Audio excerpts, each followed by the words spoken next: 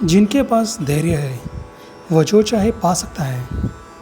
नमस्कार मेरे प्यारे मित्रों, आज मैं आपको कुंभ लग्न वालों के लिए सितंबर महीने का प्रेडिक्शन बताने जा रहा हूँ। ये चार्ट है गोचर में घूम रहे ग्रहों का, जो अभी की ग्रहों की पोजीशन दिखा रहे हैं। कुंभ लग्न का स्वामी शनि 12वें भाव में वक्री होकर गोचर कर रहे हैं। तीसरे भाव में मेष राशि में मंगल का गोचर है। पंचम भाव में मिथुन राशि में राहु का गोचर है। छठे भाव में कर्क राशि में शुक्र का गोचर है। सप्तम भाव में सूर्य अपनी राशि में गोचर कर रहे हैं। बुध भी सूर्य के साथ है। एकादश भाव में गुरु और केतु का गोचर है। इसके अलावा जो बदलाव आने वाले हैं वो ये है कि 2 तारीख को बुध अपनी उच्च राशि कन्या में चले जाएंगे। बाद में वो 22 तारीख को तुला राशि में चले जाएंगे। राहु और केतु इस महीने 23 सितंबर को अपनी राशि परिवर्तन कर रहे हैं। ये भी एक बहुत बड़ा परिवर्तन है। राहु वृषभ राशि में जाएंगे और केतु वृश्चिक राशि में जाएंगे। गुरु 13 सितंबर से अपनी ही राशि धनु राशि में मार्गी हो रहे हैं। शनि 30 सितंबर को अपनी ही मकर राशि में मार्गी होंगे। 18 सितंबर से अधिक मास शुरू हो रहे हैं, जिसमें कोई भी शुभ कार्य नहीं करना चाहिए। तो अब चलते हैं प्रेडिक्शन की ओर। यहाँ 11 नंबर लिखा है तो आपका कुंभ लग्न हो गया। अगर आपकी जन्म कुंडली में भी यहाँ 11 नंबर लिखा है तो ये प्रेडिक्शन आपके लिए है। वीडियो देखने में प्लीज़ कोई गलती ना करें, नहीं तो फिर प्रेडिक्शन मैच नहीं होगा। यह प्रेडिक्शन इंडियन टाइम्स और डेट्स के ऊपर है, तो आप अपने देश के डेट्स और टाइम से प्रेडिक्शन को सेट करें। कुंभ लग्न वालों को 8, 9 और 10 सितंबर को अपने पति या पत्नी के साथ कोई भी विवाद में नहीं पड़ना चाहिए। शनि जो कि लग्न का स्वामी है अपनी राशि में 12वें भाव में है, तो इस महीने आपके खर्च बहुत होंगे। और आप कोई इंपोर्ट एक्सपोर्ट का बिजनेस करते हैं या फॉरेन रिलेटेड कोई बिजनेस करते हैं तो आपको लाभ हो सकता है। जो लोग फॉरेन जाना चाहते थे वह लोग अगले 2.5 साल में फॉरेन जा सकते हैं। शनि 12वें घर में जाते हैं तो अकेलापन भी देते हैं। गुरु आपके धन भाव और इनकम भाव के स्वामी होते हैं और इनकम भाव में बैठे हैं, तो ये अच्छी पोजीशन है। तो इस महीने आपके पास पैसे आ सकते हैं। दूसरा घर जो कि परिवार का भी होता है, खाने पीने का भी होता है, तो ये सब आपके लिए अच्छा रहेगा। तीसरे भाव में मंगल का गोचर है। मंगल तीसरे भाव में कारक माने जाते हैं, तो यह आपके पराक्रम के लिए और आपके छोटे भाई बहनों के लिए अच्छा रहेगा। अगर आप अपने छोटे भाई बहनों से थोड़ी नरमी रखेंगे तो आपके लिए ही अच्छा रहेगा।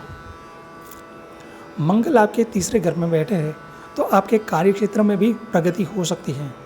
आपके काम करने की स्पीड भी बढ़ जाएगी। चौथा घर जो कि माता, मकान और गाड़ी का होता है और यहाँ पर वृषभ राशि है, उनके स्वामी शुक्र बनते हैं। शुक्र के ऊपर मंगल और शनि की दृष्टि होने की वजह से थोड़ी सी प्रॉब्लम हो सकती है, इस बात का ध्यान रखिए। शुक्र 9वें भाव के स्वामी होते हैं और वह 6ठे भाव में बैठे हैं, तो आपका भाग्य थोड़ा कमज़ोर होगा क्योंकि मंगल और शनि की दृष्टि शुक्र पर है। शुक्र 6ठे स्थान में है तो किसी फीमेल के साथ दुश्मनी नहीं करनी चाहिए। कोई फीमेल कैरेक्टर आपकी मन की शांति को भंग कर सकता है। 6ठे घर में शुक्र है जो आपकी फैमिली के पीछे खर्चा अधिक करवाते हैं। पंचम स्थान में मिथुन राशि है और यहाँ पर राहु बैठे हैं। राहु पंचम भाव में स्टूडेंट को पढ़ाई में प्रॉब्लम देते हैं, उनका ध्यान भटकाते हैं, इसलिए आप अपनी पढ़ाई पर फोकस करें तो अच्छा रहेगा। राहु लव रिलेशनशिप में भ्रम पैदा करते हैं, लव पार्टनर से विवाद करवाते हैं। राहु के चौथे घर में आने से यह आपके मन में अशांति फैलाते हैं। अगर आप कोई नया घर लेना चाहते हैं तो अभी 1.5 साल के लिए रुक जाए तो अच्छा होगा।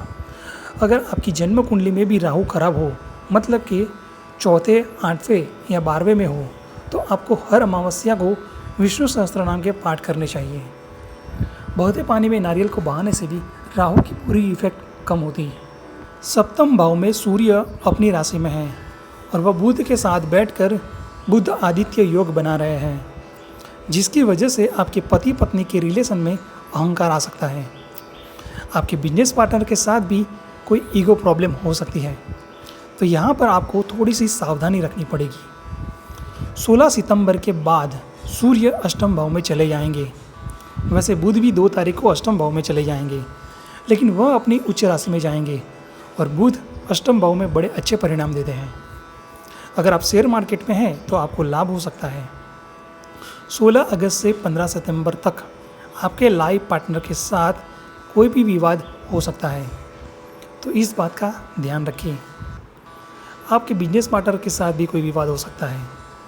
वैसे भी कुंभ लग्न वालों को हमेशा पति या पत्नी की दादागिरी सहन करनी पड़ती है, लेकिन अगले 1.5 साल के अंदर आपके पति या पत्नी के करियर में बढ़ोतरी हो सकती है।